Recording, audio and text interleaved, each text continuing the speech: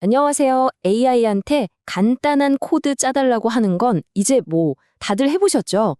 근데 거기서 한 걸음 더 나아가서 프로젝트 전체의 시스템 아키텍처, 이 거대한 청사진에 AI와 함께 그리는 건 어떨까요?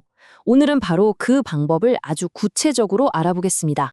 바로 이 비유가 오늘 우리가 풀어야 할 문제의 핵심을 정확히 짚어주고 있어요. 내 머릿속에 있는 이 복잡한 설계도를 말귀는 기가 막히게 알아듣지만 또 지독할 정도로 문자 그대로만 이해하는 외국인 같은 AI에게 어떻게 하면 제대로 전달할 수 있을까요? 모든 건 이 번역의 문제에서 시작됩니다. 그래서 오늘 우리는요, 먼저 이 번역의 문제가 대체 뭔지 진단하는 것부터 시작해서요, AI와 완벽하게 소통하는 기술을 배우고 실제 설계 파이프라인을 어떻게 구축하는지, 그리고 그 안에서 우리 전문가의 역할은 어떻게 바뀌는지 차근차근 짚어보겠습니다. 자, 첫 번째 이야기입니다. 이거 아마 경험해보신 분들 많을 거예요. AI한테 뭔가 만들어 달라고 했는데 너무 뻔하거나 아예 쓸모없는 결과가 나와서 에이, 아직 멀었네 하고 창 닫아버린 경험. 도대체 왜 그런 걸까요? 네, 보세요. 이 차이 정말 극명하죠? 이게 모든 걸 말해줍니다. 왼쪽처럼 그냥 프로젝트 관리 시스템 만들어줘 라고 툭 던지면 AI가 내놓을 수 있는 건 그냥 평범한 투두 리스트 앱, 그 이상도 이하도 아니에요.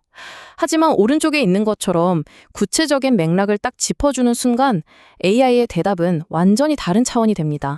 그럼 어떻게 해야 이 문제를 해결할 수 있을까요? 일단 생각을 좀 바꿔야 해요. AI를 그냥 뭐든 다 해주는 요술램프가 아니라 천재적이긴 한데 엄청나게 깐깐하고 직설적인 번역가라고 생각하는 거죠.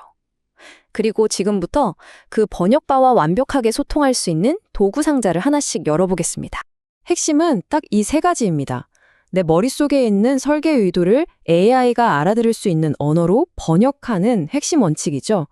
첫째, 풍부한 맥락으로 배경 스토리를 알려주고, 둘째, 명확한 제약 조건으로 우리가 지켜야 할 선을 그어주고, 마지막으로 구체적인 시나리오로 실제 이런 일이 벌어질 거라고 예시를 들어주는 겁니다.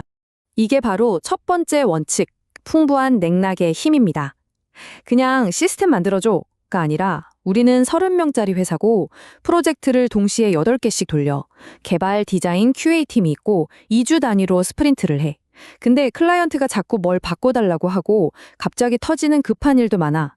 이렇게 구체적인 우리 회사 사정을 다 알려주는 거죠.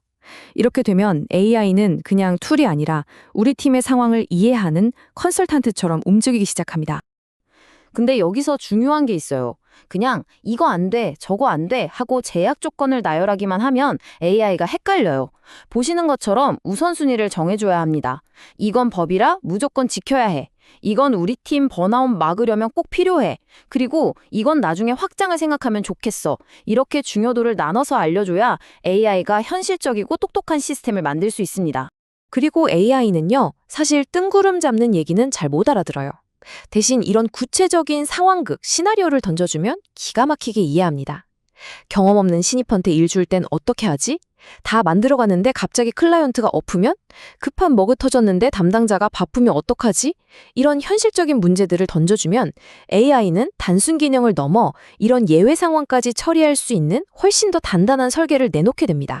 자, 좋습니다. 이제 소통하는 법을 익혔으니까 본격적으로 판을 키워보죠. AI한테 코드 몇 줄 받아내는 수준이 아니라 시스템 전체의 뼈대, 즉 아키텍처라는 거대한 청사진을 그려달라고 요구하는 단계로 넘어가 보겠습니다. 예를 들면 이렇게 말하는 거예요. 우리가 만들 프로젝트 관리 시스템, 전체 아키텍처를 마이크로 서비스 구조로 설계해줘. 이 한 문장은 단순히 기능 목록을 달라는 게 아니에요. 각 기능들이 독립적으로 작동하면서도 필요할 땐 서로 착착 연결되는 훨씬 더 큰 그림을 그려달라는 요구가 담겨 있는 거죠. 그러면 AI는 이런 식으로 시스템을 핵심 기능 단위로 쪼개서 제안할 수 있습니다. 프로젝트 관리, 업무 할당, 스케줄 관리 같은 것들이 각각 독립된 서비스가 되는 거죠. 이게 왜 그렇게 강력하냐면요. 레고 블럭처럼 각 부분을 따로 만들고 고치고 업그레이드 할 수 있어서 시스템 전체가 훨씬 유연해지고 나중에 확장하기에도 정말 좋아집니다. 자, 건물의 골격이 정해졌으니 이제 그 안에 데이터를 어떻게 쌓을지 정해야겠죠. 더 깊숙이 들어가서 데이터 구조를 설계해달라고 요청하는 겁니다. 우리 시스템에 필요한 데이터베이스 스키마, 관계형 모델로 한번 짜죠. 이렇게요. 그럼 AI는 우리가 처음에 줬던 30명 규모의 애자일 팀이라는 그 맥락을 기억하고 있다가 그걸 바탕으로 이렇게 프로젝트, 팀원, 업무 같은 핵심 테이블들을 만들고 그 관계까지 정의해 줍니다.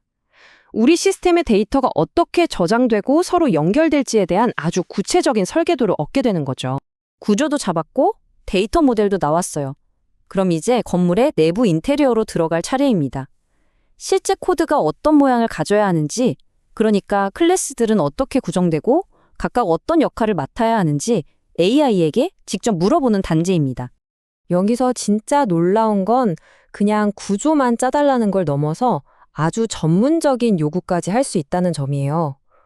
코드는 솔리드 원칙을 꼭 지켜서 짜주고 업무 상태가 바뀔 땐 스테이트 패턴을, 업무 종류가 다양하니까 스트래티지 패턴을 적용해줘 와 같이 말이죠. 이건 AI가 그냥 코드를 뱉어내는 게 아니라 코드의 품질과 나중에 유지 보수까지 고려해서 설계하도록 우리가 직접 지시하는 겁니다.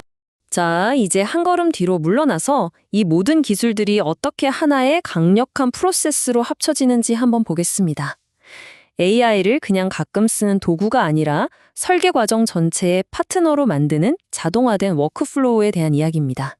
이 타임라인을 한번 보세요. 맨 처음 아이디어가 담긴 인터뷰 노트에서 시작해서 AI가 요구사항을 싹 정리해주고 그걸 바탕으로 개발 우선순위까지 제안합니다. 그리고 초기 설계안을 만들어내죠. 하지만 가장 중요한 건 마지막 4단계. 우리 인간 전문가가 이걸 보고 피드백을 주면 AI가 그걸 받아서 설계를 더 좋게 개선하는 이 순환 구조, 바로 이게 핵심입니다. 첫 단계부터 AI는 정말 강력한 조력자가 될 수 있어요. 그냥 뒤죽박죽 섞여 있는 회의록이나 인터뷰 녹취록 같은 걸 던져주면 AI가 이걸 기능적 요구사항과 비기능적 요구사항으로 아주 깔끔하게 정리해줍니다. 심지어는 우리가 놓쳤던 내용 속의 모순점까지 찾아내서 알려주기도 하죠.